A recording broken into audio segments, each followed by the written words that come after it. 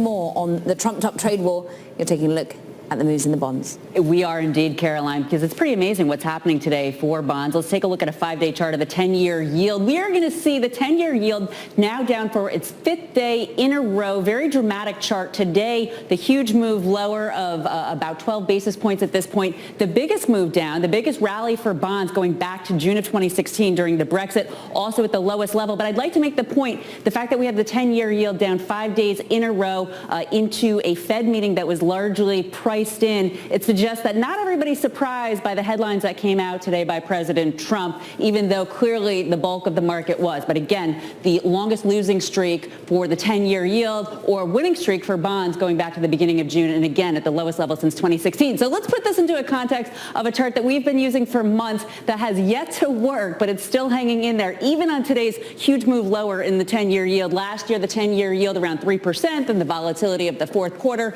taking yields sharply lower. And then this year's dovishness and the Fed pivot, and of course yesterday's cut. Now we see that over the course of June, the cut that we saw yesterday to some degree priced in, the language as well, starting to move to the middle of the range toward the 50-day moving average. But then there's that surprise move towards safety, investors seeking bonds on the degree of uncertainty around the trumped-up trade war, the RSI falling back down toward the bottom. The question is whether or not, once again, the bottom of this trend channel will act as support and cause the 10-year yield to at least stabilize or even move higher, as bonds would potentially flatten or move lower. But right now, bonds are really, truly moving higher. And to speak more about this, I'd like to bring in Joe Perry of Forex Analytix. And Joe, to your credit, prior to those headlines from President Trump, you were talking about being bullish on bonds, and you're talking about another trade in Forex, which we'll be looking at next. But first, let's look at your Treasury chart. Sure. Well, let's talk about what happened this morning. First, I mean, stocks were taken off. It appeared that they didn't believe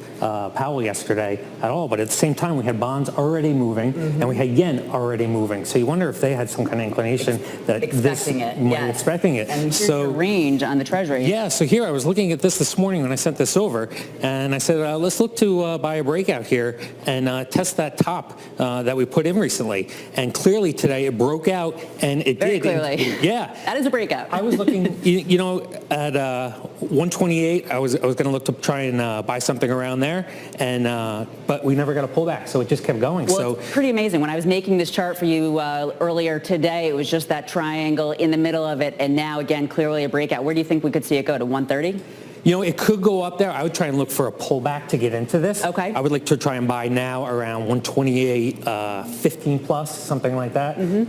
If we get that half-point pullback from here, that could be a good place to enter. We'd be retesting the top of that channel line there, and then we could go higher. Okay. Well, the fact that we have bonds rallying so much, it tells you that investors are seeking safety, and they're doing it not just in bonds, but in the yen. And truly, this chart's remarkable, because when I was making it earlier, the yen was all the way at the bottom of that flag. Now it's breaking out too, and again, you sent this before those headlines, so great charting. Yeah, well, we formed this flag pattern. And these are here. yen futures, by the way. Yes, yen dollar futures. As opposed to dollar yen spot market. So we're looking for it to go up. Right, 6J. So we're looking for the yen to go higher. Right. So here, we had this flag pattern that's been developing over the last couple months. We had the pullback going into the release of the Fed announcement yesterday, and then there was this all of a sudden flight to safety today.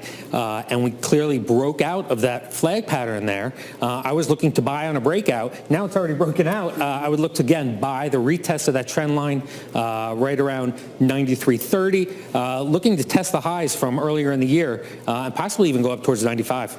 Yeah, your target that I put in earlier today has already been achieved. Great trade from Joe Perry of Forex Analytix. Thank you so much for talking to us about these safety trades in times of trade uncertainty. Thanks. For charting futures. Caroline and Scarlett, back to you.